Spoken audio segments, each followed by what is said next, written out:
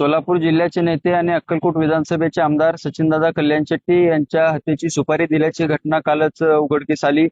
खरं तर लोकप्रतिनिधी म्हणून आज सचिनदादा कल्याण शेट्टी संबंध जिल्ह्यात प्रचंड मोठ्या प्रमाणामध्ये काम करतायत आणि अशा लोकप्रतिनिधीला हत्येची सुपारी देण्याची घटना अत्यंत दुर्दैवी आणि धक्कादायक आहे।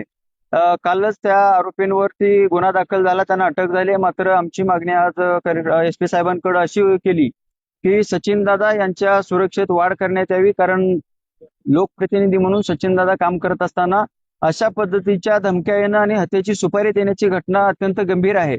आणि अशा पद्धतीचा फक्त सुपारी देण्याचा विषय नाही, तर त्याच्या पाठीमागं एक शक्ती काम करत असल्याचा दाट संशय आम्हाला आहे आणि पोलीस प्रशासनावरती विश्वास आहे की सचिनदादांना त्यांनी सुरक्षा वाढवून देण्यात यावी, कारण सार्वजनिक जीवनामध्ये काम करत असताना आज अक्कलकोट ठिकाणीच नाही तर संबंध जिल्ह्यातनं हजारो लोक सचिनदादांना दररोज भेटण्यासाठी येत असतात आणि अशा लोकप्रिय नेत्याला हत्येची सुपारी देण्याची घटना, त्यांना धमक्या येणं अत्यंत गंभीर आहे आणि त्यांना सुरक्षेत वाढ करण्यात यावी अशा पद्धतीची मागणी आम्ही आज SP साहेबांकडे केलेली आहे।